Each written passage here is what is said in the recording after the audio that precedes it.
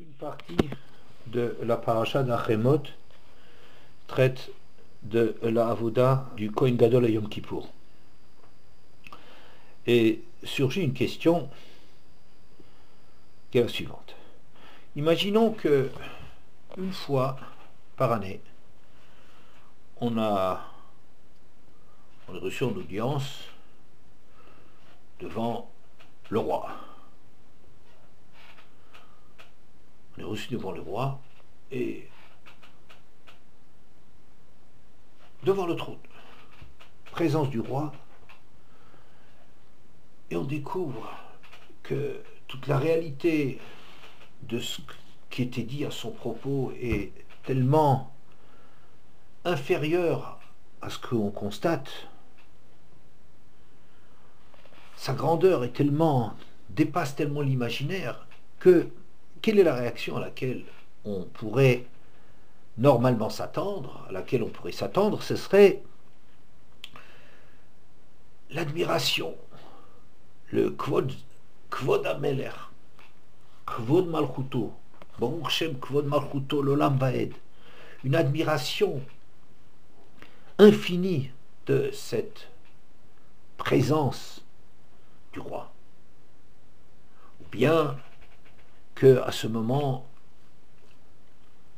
se crée en nous un sentiment d'effroi devant cette dimension inimaginable du roi qu'on a devant nous, et nous tremblons et ça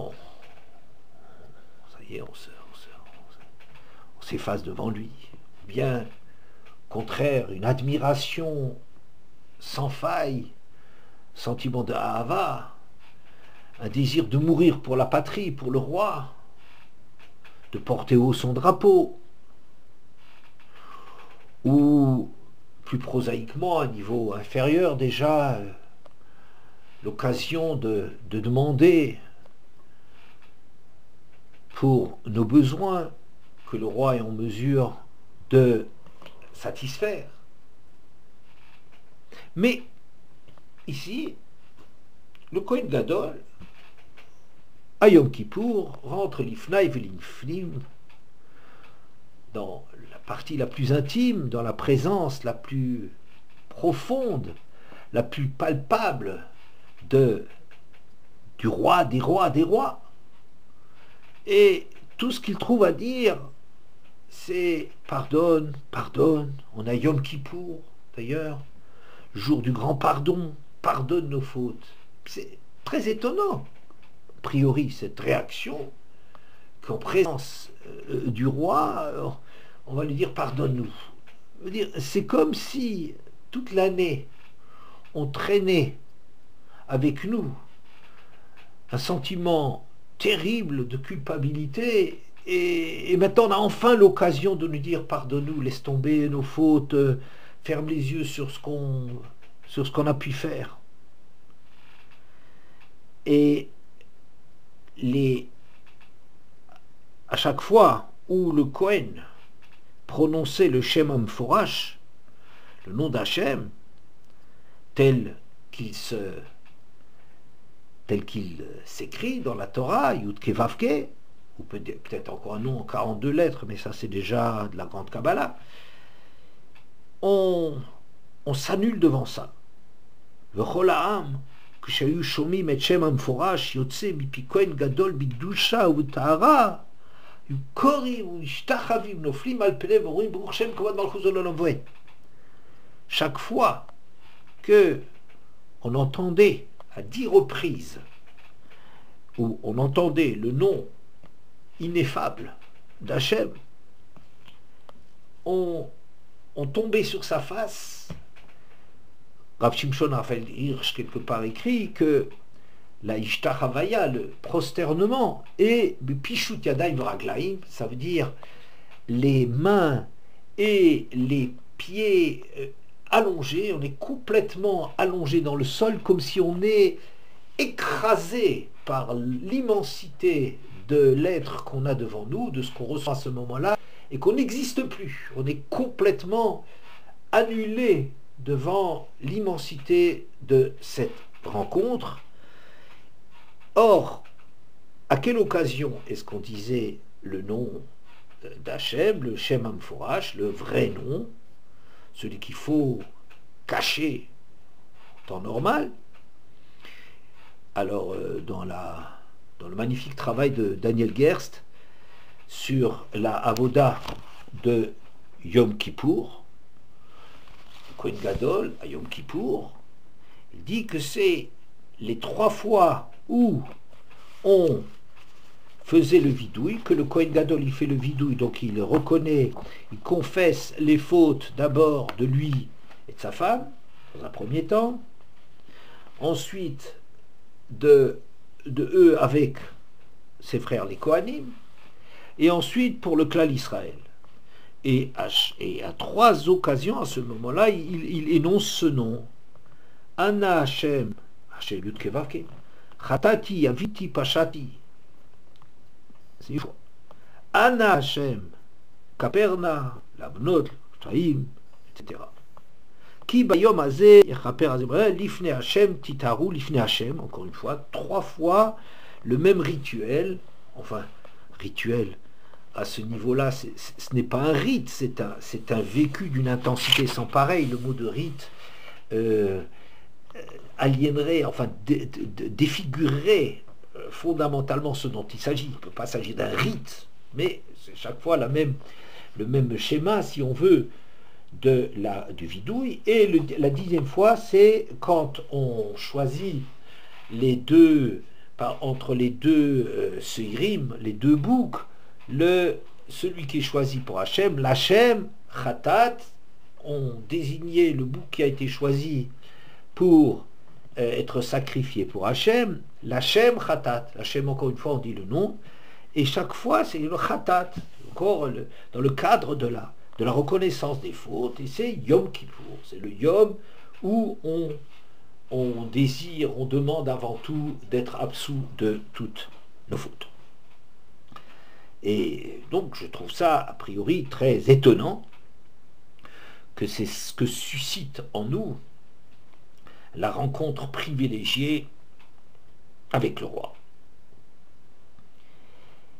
La Gemara, au début du Perek Relek dans Sanhedrin, est dit, c'est en vérité la première Mishnah, qui cite Elou, alors que de principe, Kol Israël tout juif a quelque chose en lui, détient une part du monde futur, quelque chose de vivant, quelque chose qui le remet en question, quelque chose qui le bouge et qui l'amène au monde futur, mais il y en a qui n'ont pas droit à ça. Olam haba, Abba Shaul Omer, Af Haoge et Hashem Botiotav, également n'a pas part au monde futur, celui qui prononcerait le nom d'Hachem dans ses lettres, d'après ses lettres. Est-ce que ça veut dire Yeho, etc., Yud Kevavke, de le dire d'énoncer les lettres, d'épeler ce nom dans son détail?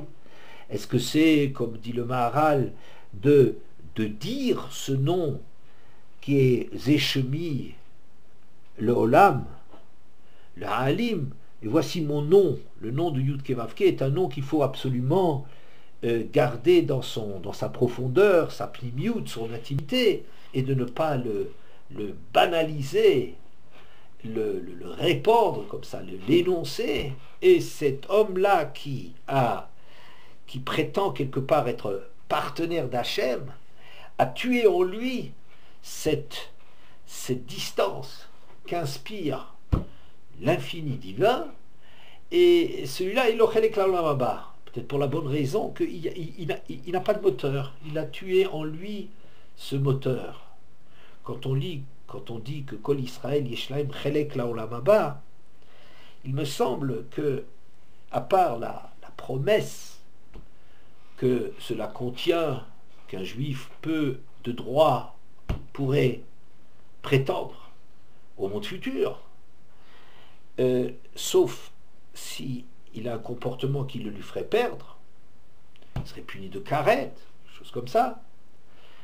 Peut-être c'est encore autre chose, c'est qu'à l'intérieur d'un juif, il y a quelque chose, il y a un Olam Haba qui est présent, c'est-à-dire une dimension d'ailleurs un ailleurs qui existe à l'intérieur de sa personne, qu'il côtoie dans son existence quotidiennement, lequel il se mesure. C'est-à-dire d'une part,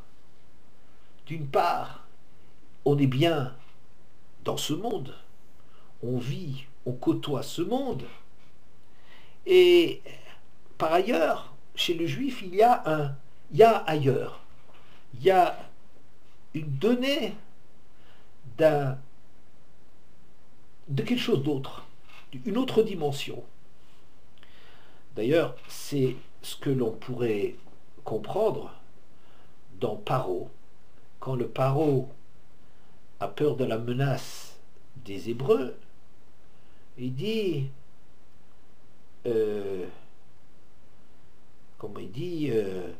ingénions-nous contre ce peuple, Penirbe, etc. Vaya qui tikre la milchama, venosav gamu al soneinu vilchabanu vala minaretz. S'il y avait une guerre, il s'allierait à nos ennemis et combattrait contre nous et partirait, ou nous ferait partir de chez nous. Étonnant que aucune partie de la population n'a donné de gage de fidélité envers Paro autant que Yosef, autant que Yaakov, qui par sa bracha fait monter le Nil, a rendu vie à l'Égypte, et tout ça pour que le Paro y exprime ici la première fois où un non-juif s'exprime concernant le peuple, parle de double allégeance. Ils sont ici, mais si jamais il y a la guerre, on ne peut pas compter sur eux, ils ne sont pas de chez nous. Fondamentalement, ils sont parmi nous, fondamentalement, ils peuvent avoir fourni tous les gages de loyauté, les plus grands, d'être les sauveurs de l'Égypte, peuvent avoir une telle admiration pour Yaakov, que celui-ci a peur qu'on en fasse un mausolée après sa mort, qu'on l'adore comme idole, et malgré tout, les Béné Israël ressentent ce peuple comme si jamais il y a une guerre, ils nous lâchent. Comme s'il y a à un certain niveau perception de ce que je pense du sens de Kol Israël Yeshlaim Chelek L'Olam Haba, qu'un juif c'est quelqu'un qui en vérité a un pied dans ce monde-ci, il est présent parfaitement dans la réalité de ce monde, mais toute une partie de sa perception, c'est le Chelek L'Olam Haba, quelque chose qui travaille, cette espèce de haine de soi du juif, de cette remise en question du juif, de ce malaise, cette façon particulière des juifs, même les juifs éloignés, peut-être encore plus eux que les autres, une espèce de malaise avec soi-même, avec sa condition de juif qui vient du fait de contenir une présence d'un autre, d'un ailleurs. Bon.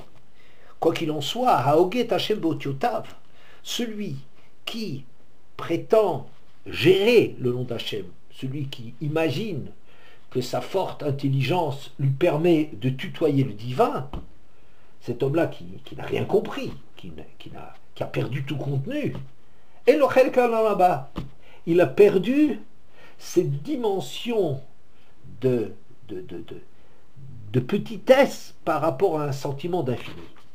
Donc le Olam Haba, ce serait d'une part le plus grand sentiment de Olam Haba, ça serait au moment du Yom Kippour, quand on comparait devant le roi des rois, et par ailleurs, celui qui perdrait cela, qui perdrait cette notion de cette confrontation, il a perdu le moteur qui peut l'amener ailleurs.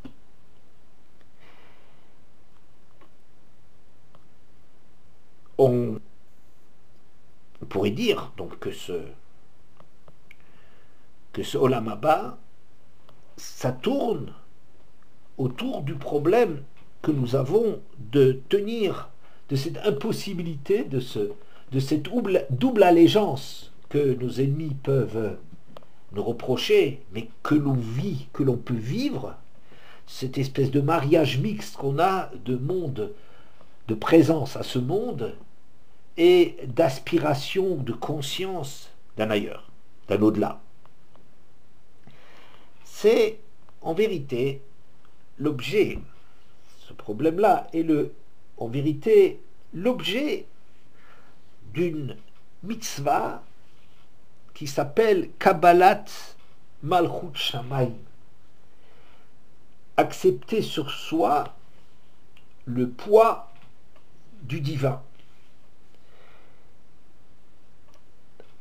Accepter, recevoir, reconnaître en nous cette présence qui nous écrase, cet inconfort existentiel de la confrontation à l'au-delà, à l'infini, à l'éternel, enfin, toutes choses qui dépassent la portée du cliquis-boule, du réceptacle que nous possédons. Et l'endroit approprié pour cela, de cette mitzvah, c'est le Kriyat Shema. Le Kriyat Shema que nous faisons 2 fois par jour, B'shor Becha V'kumecha, ce Kriyat Shema tourne autour du problème du Yichud Hashem, de la présence, de l'unicité d'Hashem dans la création. De quoi s'agit-il? De quoi s'agit-il? Alors, on pourrait dire que, comme le Rashba dit dans les Tshuvot, que Shema Israël, Hashem Elokeinu, Hashem Echad, tout ça tourne autour de ce problème-là. Shema Israël, Shema, 3 niveaux, 3 acceptions. Shema, entendre. C'est-à-dire une chose qui doit être énoncée. Ce n'est pas une pensée. Une pensée n'est pas suffisamment présente pour faire son effet. C'est éphémère. Il faut préciser la chose de sorte à la entendre. Faire entendre à tes oreilles le mot que tu es en train d'oser. Ce que je vais te dire, Shema Israël, il s'agit de l'entendre, donc de se le dire et pas simplement de le penser. Donc fixer quelque part en nous, ou bien Shema, ou aussi Shema, c'est entendre, dans le sens de tu entends ce que je te dis, ça veut dire comprendre. Comme dans beaucoup de langues, le terme d'entendre, c'est à la fois entendre l'organe des sens, tu n'es pas sourd, mais également que le cœur n'est pas sourd au message. Est-ce que tu comprends de quoi il s'agit? Comprends que. Et troisième acception de Shema, c'est accepter. Oui, Ishma Elav, il l'a écouté, il lui a obéi. Beaucoup d'exemples de chacune de ces traductions du mot Shema. Donc, formuler, comprendre, accepter. Israël, qu'est-ce que c'est Israël? On pourrait dire que c'est soit Israël Saba, ça veut dire Israël l'ancêtre, Yaakov Avinu, c'est-à-dire que la première fois où le Shema Israël a été prononcé, c'est au moment où Yaakov va bénir ses enfants et veut leur révéler la suite de l'histoire. La vision lui échappe et il pense qu'il y a un manque au niveau de ses enfants, que ses enfants ne sont pas prêts à entendre cela, et les enfants le rassurent que Shema Israël, Hashem Elokeinu, Hashem Echad, le Dieu que tu as, c'est aussi le Dieu que nous avons. On accepte pleinement la Malchut Shamayim, c'est un Shema Israël, Israël c'est les fils de Yaakov. Chez Moshe Rabbeinu, Shema Israël, quand il le dit dans la Torah, il s'adresse aux Juifs. Et donc, nous, à titre, on pourrait lier un peu ces deux traductions, que Israël, en tant que peuple juif, détenteur de cette reconnaissance de l'unité divine. Hashem Elokeinu, Hashem qui est notre Dieu, c'est-à-dire celui qu'on a entendu dans la Seret Adibrot, Anochi Hashem Elokecha, je suis l'Éternel ton Dieu, l'Éternel notre Dieu, qui est le viatique de l'histoire juive, qui est le lancement de la problématique du peuple juif, d'avoir entendu cette parole, qu'Hachem est notre Dieu, mais pour le moment, dans l'histoire, c'est le peuple juif qui en est le dépositaire. Atem Edai Numachem, c'est vous qui témoignez l'Ancien Testament qui reste le seul testament, c'est-à-dire le témoignage de l'existence de l'infini incarné dans l'histoire du peuple juif. Oui, Hachem qui est Elokeinu, Velo Eloker Umot. Hachem Echad finira à la fin de l'histoire par devenir Echad reconnu par le monde entier. Quand l'illusion de l'histoire aura disparu, le monde sera prêt à entendre, à revenir vers le Eloké Yaakov. Bien. Qu'est-ce que ça voudrait dire, cette mitzvah de Yichud Hashem? C'est un travail qui nous est demandé de Hashem Echad. Qu'est-ce que ça veut dire Hashem Echad? C'est que dans notre vécu, on a tendance à privilégier le concret, le matériel, les choses, l'expérience sensible que nous avons du monde, et d'en faire une réalité. Ainsi, Rabban Yochanan ben Zakkai, au moment de mourir, raconte la Gemara, je crois dans Brachot Kafret, Aboudbet, Kaftet, Aboudbet, raconte qu'au moment de mourir, les élèves demandent à Rabban Yochanan ben Zakkai, qui est donc sur le point de passer dans le monde futur, il demande Bénis-nous, et il leur dit Iratson, pourvu seulement je fais une prière en votre faveur que vous ayez peur d'Hachem autant que vous avez peur des hommes. Et les élèves de s'étonner, ils disent Adkan, quoi, c'est tout ce qu'il y a, c'est seulement ça que tu nous demandes, d'avoir peur d'Hachem, de craindre, avoir peur, de craindre Hachem, d'avoir conscience d'Hachem autant qu'on a conscience des hommes. Il leur répond, Halevaï, si seulement, sachez que quand un homme il faute, qu'est-ce qu'il s'y dit? Pourvu que personne ne m'ait vu. De quoi on a peur? Du regard d'autrui. Quel autrui? L'autrui, celui qu'on connaît, le voisin, que personne ne m'ait vu. Comme si, en vérité, le fait d'être vu, regardé du ciel, c'est pas quelque chose avec quoi on vit. C'est une idée, c'est une très belle idée, c'est une idée qu'on peut dire juste, évidente, peu importe. Mais la réalité, c'est qu'on vit dans le monde du sensible, et la perception de ce monde-ci, et que ce monde-ci a une autonomie, et là-dessus viendrait dire Hachem Echad, c'est-à-dire ne crois pas que quoi que ce soit dans ce monde ait une autonomie réelle,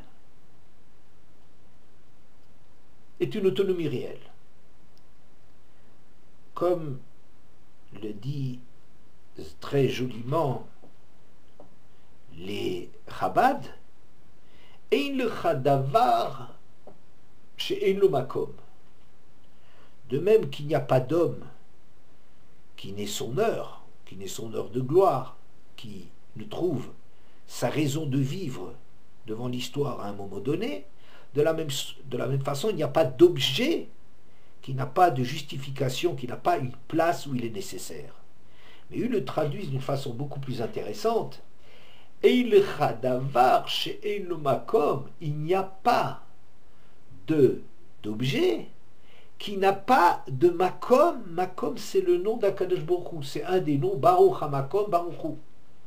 Hachem, qui est Memalé Takol, il remplit tout, qui est l'endroit, qui est la place, qui est le lieu du lieu, oui, qu'on appelle donc Makom, il n'y a pas de chose derrière laquelle ou dans laquelle il n'y a pas de Makom, de présence divine. C'est-à-dire, il est erroné d'imaginer que quoi que ce soit dans le monde fonctionne avec de l'autonomie. Une chose ne fonctionne que parce qu'il y a du Makom derrière. Si la vigilance, le désir de pérennisation, de continuité, de maintien du monde s'arrêtait pendant une fraction de seconde, le monde n'existerait pas. Ah, mais il y a des lois que... Non. Les lois que nous observons ne sont que l'observation de la façon dont Hachem fait fonctionner son monde. De dire qu'il y a des lois, de dire qu'il y a des atomes, qu'il y a un rapport entre les électrons, etc., et que toute la physique, c'est une observation de la profondeur du fonctionnement qu'Hachem a mis en place. Tout ça, mais tout ça, c'est un levouche, c'est-à-dire c'est un habillement de la volonté divine que le monde y soit. Quand Hachem il décide que le monde a besoin, les plantes ont besoin de soleil, de pluie, d'aliments, eh bien Hachem il met en place des lois qui reproduisent sa volonté que les choses fonctionnent de telle et telle façon. Si on observe les lois, on ne donne pas la raison d'être des choses. Quand bien même on va dans la profondeur des choses et on va dans une finesse extraordinaire trouver atomes et même plus en finesse quelle est la raison de la raison, c'est seulement que ce monde est construit avec une profondeur, une raison d'être extrêmement fine.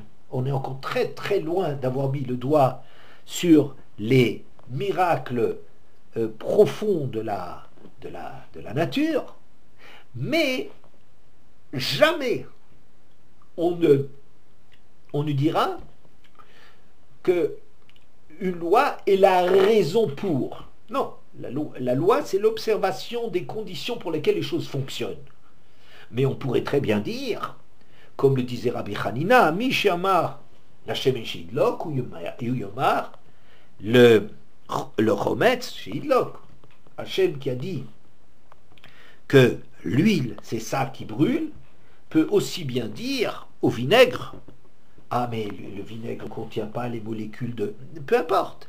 C'est en vérité, c'est pas l'huile, c'est simplement qu'à travers ces molécules, Hachem il veut que ce soit comme ça que ça se passe, qui fait que c'est l'huile qui est le corps qui brûle et pas le vinaigre. Mais ici, il n'y a qu'une volonté constante d'Hachem que les choses soient comme ça. Le miracle, c'est rien d'autre qu'une interruption de cet ordre des choses. Le Nefesh HaChaim dit que la différence qu'il y a entre la construction du monde et la construction d'une maison, outre le fait que quand on construit une maison, on est en train d'assembler des éléments qui préexistent, c'est que si un constructeur commence à empiler des briques, à construire un mur, et qu'il interrompt son travail, eh bien, le travail est là. Ce qu'il a fait, suivant la qualité du travail, eh bien, ça existe. Peu importe le devenir du maçon qui a empilé les briques. Mais le monde d'Hachem, la vérité, c'est qu'il faut constamment la présence de celui qui a mis la force dans les choses de se passer ainsi, pour que les choses se passent ainsi. Et c'est cela qu'il y a dans la mitzvah d'Hachem Elokeinu, Hachem Echad, c'est Hachem que l'on reconnaît comme notre Dieu, il est Echad, ça veut dire que c'est toujours Hachem qui est présent, qui fait vivre à tout instant, B'chadesh, B'tuvo, B'chol yom tomin, Maaseh Bereshit, Kamour, l'Oseorim dolim que dolim kilon chazdo. C'est celui qui à tout instant, celui qui fait au présent vivre constamment les choses pour que les choses elles existent. Et c'est ça, dans le Kriyat Shema qu'il s'agirait d'établir, la Kabbalat Ol Malchut Shamayim, c'est de prendre conscience que non seulement Hachem c'est le roi du monde, je ne sais à quel niveau, mais que totalement ce niveau d'Akadosh Baruch Hu, c'est d'être là, d'avoir la maîtrise du monde, c'est-à-dire que ce n'est que la volonté d'Hachem qui fait que le monde existe, n'existe pas par ailleurs. Et derrière tout, Hachem ou Elohim, la grande morale, dit Rabbi Matityahu Salomon du Yom Kippour, Hachem ou Elohim, c'est Hachem qui est derrière tout ce Elohim, de ce Breshit bara Elohim dans lequel nous vivons. Bon. Personnellement, il me semble que peut-être on peut dire, de voir encore les choses autrement. Il y a une prière dans les brachot du matin qui existe tant chez les Sfardim que chez les Ashkenazim, exprimée un peu différemment, mais dont le contenu est similaire. Atahu ad shelo nivra olam, atahu mi shenivra olam, atahu l'olam ba'olam hazeh, atahu l'olam haba, kadesh et shimcha al-makdish et shemecha, etc. Alors, tu es ad shelo nivra olam, avant que le monde ait été créé, vatahu mi shenivra olam, mais tu es le même une fois que le monde a été créé. C'est quelque chose de fou pour la pensée humaine, d'inconcevable. Quand on imagine la création, imaginons une salle qui est vide, et de dire que cette salle est exactement identique quand on y a introduit un meuble, et avant qu'on ait introduit un meuble, c'est évidemment stupide. Ça veut dire le meuble a pris de la place, occupe de l'espace, il y a moins d'espace. Et bien pour Hachem, c'est pas vrai. Dans le monde, la création du monde n'empiète en rien sur la totale présence d'Hachem. Peut-être dans le sens de ce qu'on a dit tout à l'heure, parce que toute chose n'existe que par la volonté divine qu'elle existe. Bien, peut-être.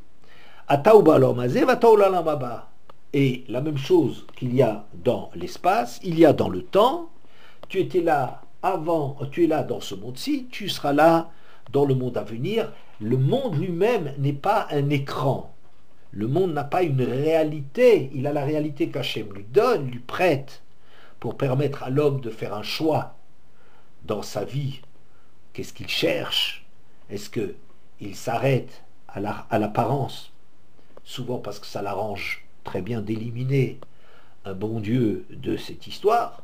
Ça le rendrait libre, ça lui donnerait un sentiment d'être libre, ou bien d'accepter un travail beaucoup plus difficile, d'imaginer une présence tout aussi présente dans cette réalité que sans cette réalité. Alors, et c'est ça ce que ça voudrait. Alors, je vais vous dire la chose suivante. Que cette prière-là, d'après les commentaires que j'ai lus, j'en ai vu deux explications. Après les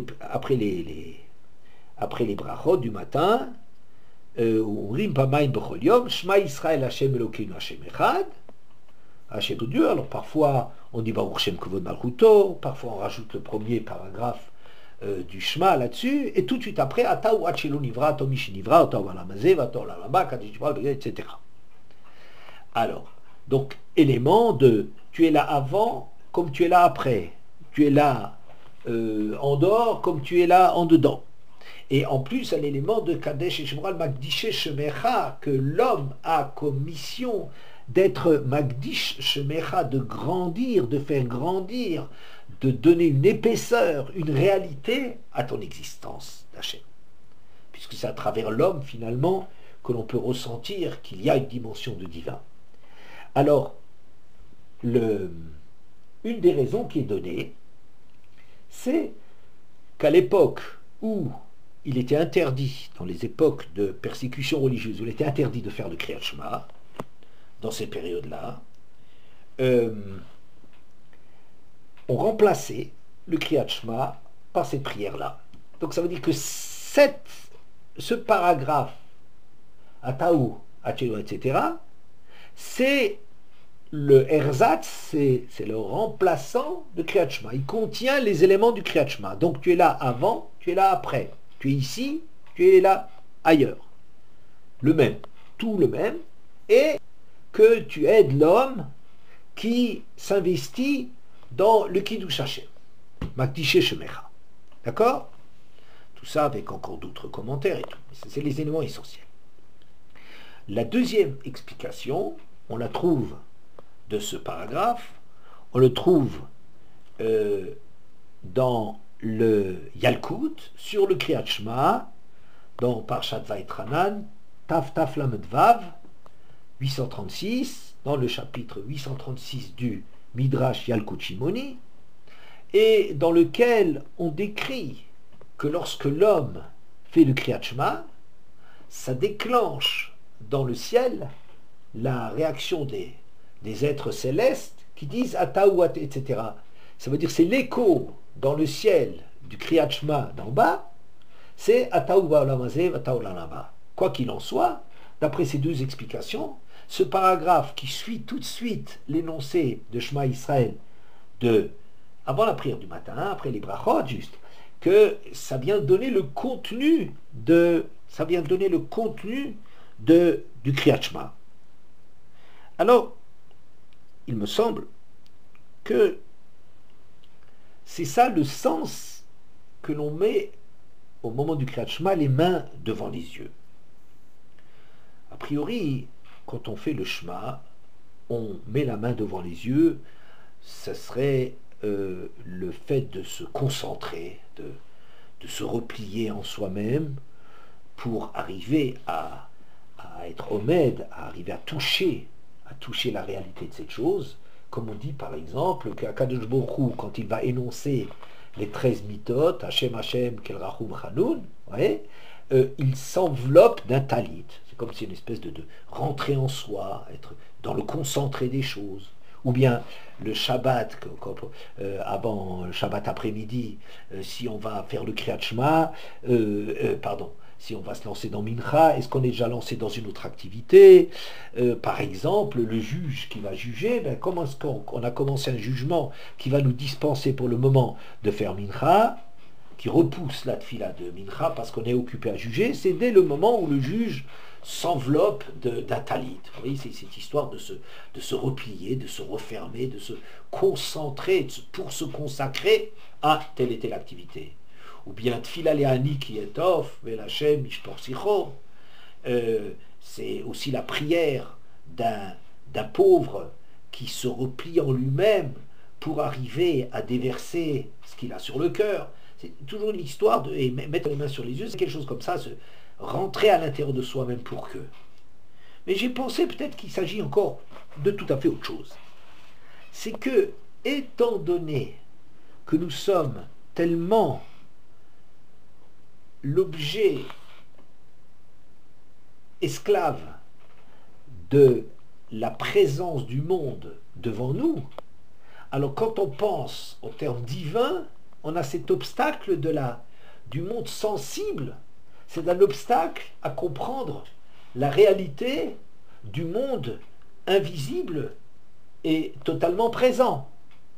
Alors, pour arriver à toucher ce que ça veut dire la Malchut Shamaim, le règne d'en haut, on met les mains devant les yeux comme pour cacher le visible.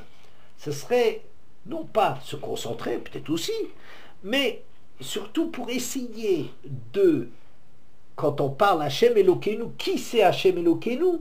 Ata Hatshelo Nivra Olam. Ata Ula Olam Haba. D'avoir conscience qu'il y a la grandeur d'Hachem dont on est en train de parler dans le Kriyat Shema, c'est une grandeur qui dépasse le monde du sensible. C'est pas qu'Hachem, imaginez le Hol Malchut, le pouvoir du ciel sur nous, limité à la présence d'Hachem dans le monde perceptible, dans le monde sensible, mais d'arriver à fermer les yeux là-dessus, à faire abstraction de cela pour imaginer un Hachem qui est encore au-delà de cela. On s'adresse à un Hachem qui est impossible à percevoir dans ce monde, qu'il faut dépasser ce monde pour arriver à se dire qui c'est Hachem, à qui je m'adresse. Je m'adresse à celui qui est là, avant, au-delà, après, en dehors et tout. Ouais, c'est ça faire grandir la notion d'Hachem en nous, c'est de toucher à Hachem, de m'adresser à Hachem comme quelque chose d'infiniment plus grand que tout ce qu'on peut envisager dans le monde sensible. Et alors, ce Magdiché Shemecha, qu'Hachem il aide, il sanctifie son nom, il est présent à ceux qui le rendent présent dans le monde, puisque ça veut dire que Hachem n'est perçu dans le monde qu'à travers ceux qui sont ses serviteurs et qui, par leur comportement, témoignent de son existence. C'est ça le Kiddush Hachem. Vous voyez, ça veut dire donner du poids, donner de la réalité à Hachem. C'est à travers ceux qui sont Mekabel Ol Malchut Shamayim Alehem, ceux qui vivent la présence d'Hachem dans leur vie, donc ils témoignent pour nous qui sommes plus sensibles aux hommes, à la nature, à l'histoire, que à l'abstraction d'Hachem invisible. Oui. Alors, je dirais que c'est ce qui, dans Yeshayahu, dans le 6e pérec de Yeshayahu, les malachim, les serviteurs d'en haut, disent Kadosh, Kadosh, Kadosh. Ils témoignent de la doucha d'Hachem. Et cette doucha, comment est-ce qu'elle est traduite? Eh bien, c'est dans Uva le Tzion, ce qu'on appelle le Gdusha de Sidra, la Gdusha telle qu'elle est énoncée dans la Tfila. Kadosh, Kadosh, Kadosh traduit c'est la reprise exacte du Targum Yonatan sur Yeshayahu Yutet. N'est-ce pas? C'est-à-dire, une seconde, excusez-moi.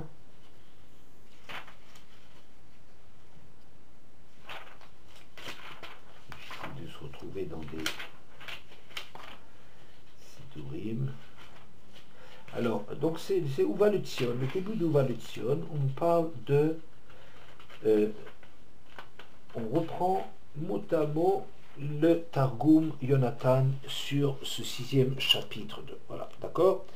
Vata Kadosh Yoshev Teolot Israël, et toi tu es Kadosh qui réside parmi, qui est perceptible à travers les éloges qu'Israël fait de toi, et les malachim autour de toi, les séraphim qui te servent, déclarent l'un à l'autre, Mar Kadosh, Kadosh, Kadosh Hashem Tzlakot, Meloch Haaretz Kovodo, dont toute la gloire remplit la terre, ou Mekabel Inden Midel Vamri, et qu'ils reçoivent l'un de l'autre l'autorisation, le droit d'ouvrir la bouche.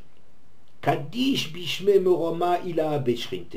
Le premier Kadosh, c'est il est Kodesh Bishme Moroma, dans les cieux élevés, célestes, lieu de sa résidence. Deuxième Kadosh, Kadish Al-Hara Ovad Gevurte. Il est Kodesh sur la terre, œuvre de ses mains. Kadish Loam Ul Olme Olmaya. Et il est Kodesh maintenant, Baolamazé Ul Olme Olmaya, et à tout jamais. Oui, c'est la Gdusha que l'homme a comme mission de traduire, d'en être le support, d'en être le vecteur, d'en témoigner dans le monde. Oui. Alors, on pourrait dire que donc dans ce Kriyat Shema, il y a à la fois cet élément de perception de Kadish, Bishme, Moroma, Ilaha, cette perception de l'infini d'Hachem qui dépasse infiniment le monde concret, Kadish al-Hara Ovad Kuvurte, qui est présent aussi dans l'œuvre de ses mains sur terre. Ça veut dire que comme ça je traduis. C'est comme ça que je traduis le Ata Wachelo Livra, Ata Mishenivra. Que avant que tu sois créé, tu étais le seul porteur de cette réalité. Mais maintenant, quand tu as créé le monde, c'est encore toujours toi, mais qui a confié la traduction de la chose al-Hara Ovad Gevurte, que de ne pas déchoir, de ne pas réduire la présence divine d'après celle qu'on a perçue dans un premier temps, Bishme Moromaïla, d'avoir conscience que la grandeur d'Hachem dépasse infiniment le visible, la main devant les yeux, dépasser infiniment cela, ça c'est reconnaître l'infini d'Hachem qui dépasse, auquel on s'adresse, qui dépasse complètement la traduction dans le monde.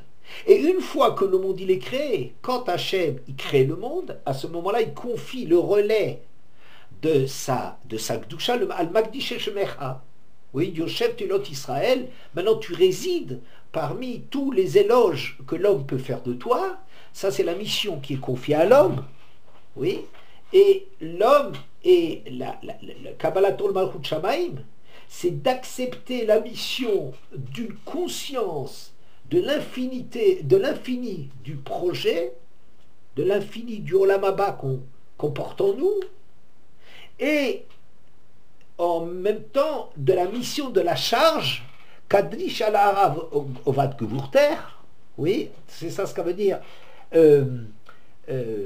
Hachem Elokeinu, c'est la Hachem qui dépasse tout, qui en vérité que nous avons comme mission, que c'est Elokeinu, qui nous a choisi comme support, comme porte-parole, Atem Edainu Hachem, vous êtes mes témoins dans l'histoire. Hachem, c'est Hachem.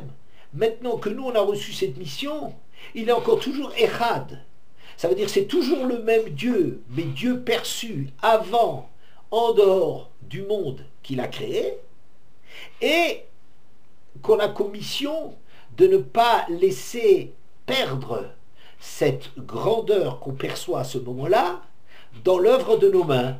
Alors, on va de Hachem Echad, Hachem, mais ça reste toujours le même Hachem.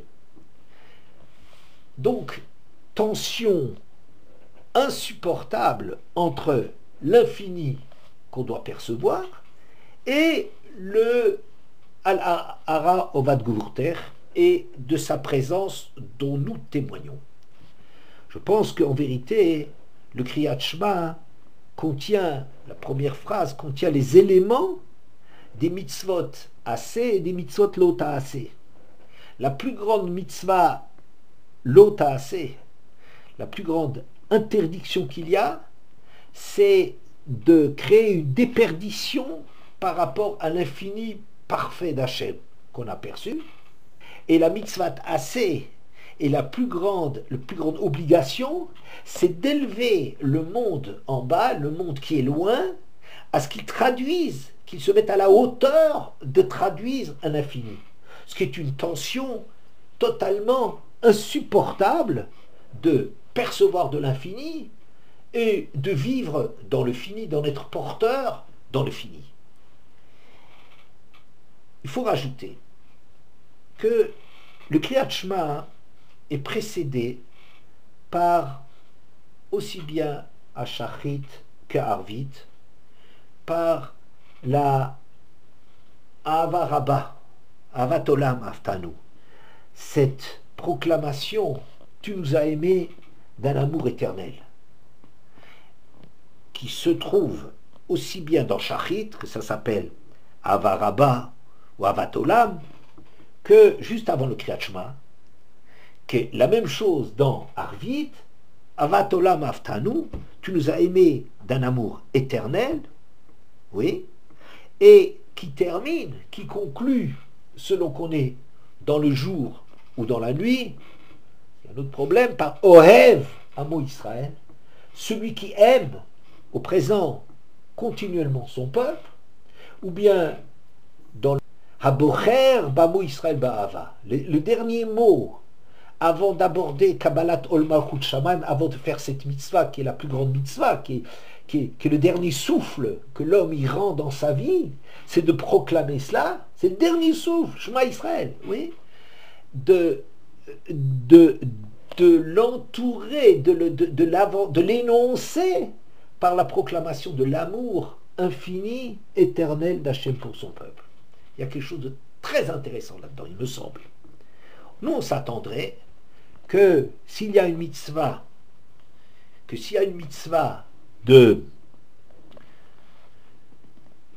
Ol Malchut Kabbalat Ol, de recevoir sur soi le joug, la mission du Kiddush Hashem, le Issour du Chilul Hashem, Shalom, s'il y a une mission comme ça, du Yichud Hashem, de reconnaître, de proclamer la présence totale d'Hachem, oui, on s'attendrait que c'est en vérité une annulation.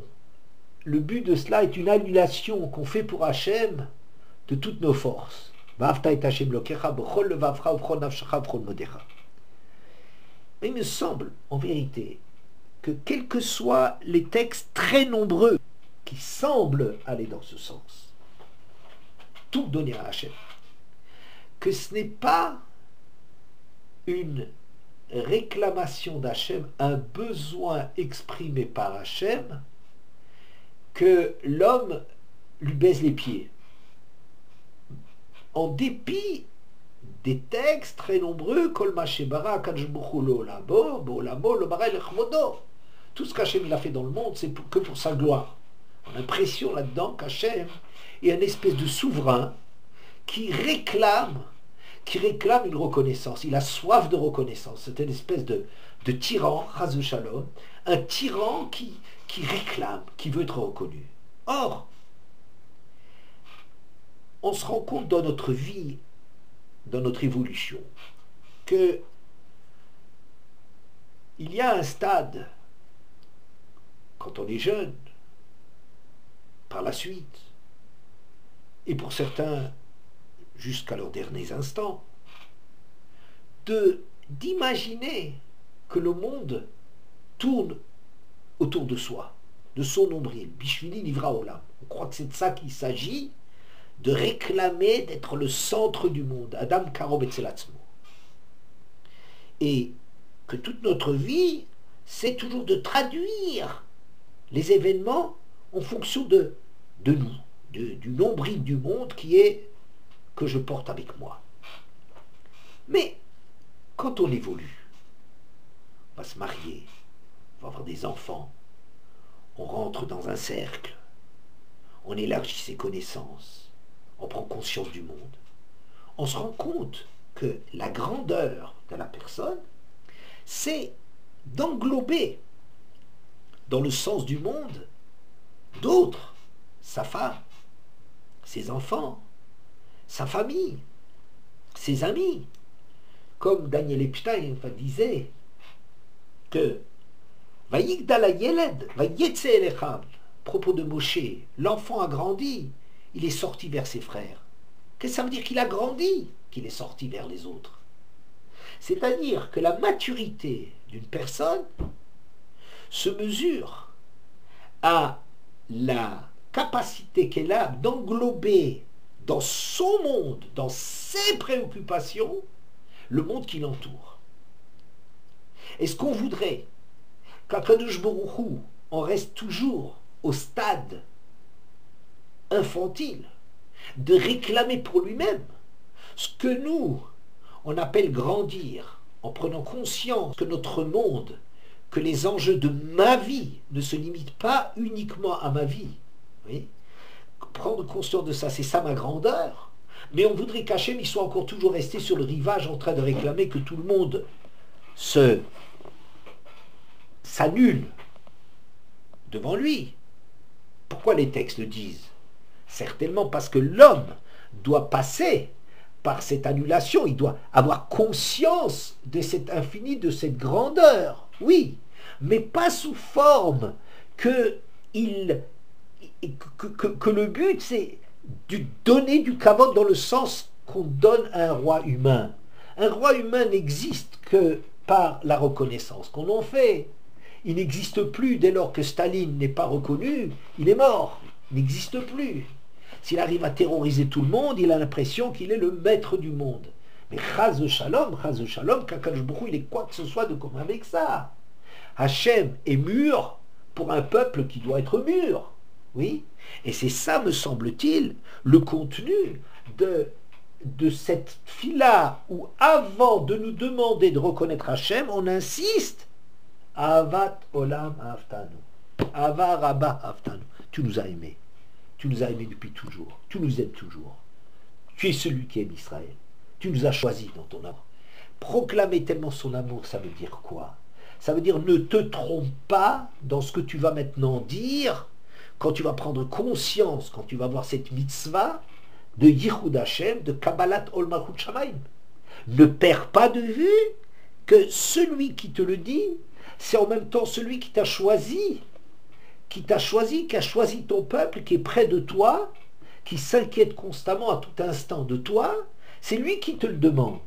Donc je dirais qu'à ce moment-là, ce qu'Hachem te demande, ça n'est pas tant une annulation comme on le ferait par rapport à un roi, mais qu'il est en train de donner le shiur koma, j'appellerais ça shiur koma, c'est-à-dire la mesure du peuple juif. Quelle est la grandeur du peuple juif? Elle se mesure à la Kabbalat Ol Malchut Shamayim, c'est-à-dire à cette capacité d'être dans les deux bords, en même temps de Bishmé Ila Ovad Gevurter, le siège de ta présence, oui, le siège de ta présence dans le monde, et en même temps la mission que j'ai de t'incarner dans ce monde. Ça, cette tension insupportable de Kol Israël Yeshaim Chelek Laolam Haba, c'est ça qui nous est donné. Hachem, il travaille pour nous. C'est vrai que pour qu'on puisse comprendre ce qu'on est, pour trouver sa place, il faut passer par la conscience de l'infini. L'homme est grand, le juif il est grand, par le fait qu'il prend sur lui le joug de quelque chose qui le dépasse. Ça veut dire que c'est la mesure de cet homme, c'est se tenir des contradictions, une contradiction d'être dans le monde du sensible, de percevoir les choses à travers le sensible, de donner, qui serait de donner une réalité à tout ce qui existe autour de lui, de respecter ces lois, cet écran qu'Hachem a fait, mais tout en sachant très bien que la grandeur d'Hachem qui s'incarne dans ce monde, elle est une grandeur qui dépasse tout. Oui, c'est l'amour d'Hachem, c'est d'avoir donné une Kabbalat Ol Malchut Shamayim, d'avoir rendu grand l'homme à travers cela. Maintenant, je reviens à ma question initiale. La question initiale, elle était que comment se fait-il si une fois dans l'année, on a l'occasion d'approcher le roi, que la prière, les prières qu'on va lui adresser, l'attitude que l'on va adopter, ne va pas être de glorifier, ne va pas être d'admirer, ne va pas être de craindre, ne va pas être d'aimer, ne va pas être de demander, mais c'est à Yom Kippour, le jour du pardon, demander pardon. Un peu bizarre, c'est tout ce que tu trouves à dire. Est-ce à dire qu'Hachem réclame de nous de traîner comme ça, comme un boulet, la notion de la faute qu'il a pu commettre et que c'est la seule chose qu'il a présent devant lui? Il y a tellement d'autres choses dans l'existence. Je ne crois pas que c'est de ça. Mais je crois que la conscience que l'on a à ce moment-là de l'infini, le moment de la Kabbalat Malchut Shamayim, le moment de la prise de conscience la plus grande de la dimension des choses, nous renvoie automatiquement à notre incapacité d'en être porteur. La prise de conscience qu'il y a de l'infini, de se mesurer à l'infini, nous renvoie automatiquement à notre incapacité d'en être un véritable vecteur. Tu mesures l'infini, même avec la meilleure volonté du monde, tu en as une distance infinie d'arriver à traduire, de ne pas laisser de déperdition dans le monde du sensible, de cette perception que tu as de la grandeur, de l'éternité, de l'infini. N'est-ce pas? Et c'est ça qui fait chez nous nos fautes, le rappel de nos fautes, qui rappelle notre faute. C'est simplement, mais qui suis-je? C'est trop grand pour moi, c'est trop fort pour moi, ça me dépasse trop de tous les côtés possibles et imaginables. Et qu'est-ce que je suis par rapport à ça? Je suis en demande de capacité. Ça crée chez moi. Pardonne-moi d'exister, pardonne-moi de ne pas être à la hauteur. C'est pas le boulet de nos fautes qui est la première préoccupation. C'est le contenu de la prise de conscience. Et c'est pour ça que c'est ça qui est c'est la mesure même de la prise de conscience qui génère chez nous le sentiment de notre petitesse. Et je pense que comme ça, on peut expliquer dans la tefila de Rosh Hashanah, et c'est là-dessus qu'on va conclure. À Rosh Hashanah, on a l'impression, a priori, qu'il y a dans la Hamida 3 points à respecter. Malchut, Tamlichu alay, acceptez-moi comme roi sur vous. Deuxièmement, les zichronotes, que le souvenir de nos fautes, de nos actions, comme si le fait de prendre Hachem comme roi, être roi, ça veut dire implique une dépendance, une obligation des sujets de respecter ses lois, donc zichronot, et shofarot, un désir de chapir, le chaper maseinu, d'améliorer nos actes. On a l'impression que ces 3 phases, et il me semble qu'en vérité, d'après ce qu'on vient de dire, c'est une seule et même phase. Prendre conscience de la malchut d'Hachem renvoie automatiquement à zichronot, à nous ne sommes pas à la hauteur. Dans la mesure où on est face à quelque chose qu'on est incapable d'affronter, c'est ça qui nous renvoie à qu'est-ce qu'on est. Et c'est ça aussi qui va générer chez nous un désir puissant de revenir, de se rapprocher et de s'améliorer.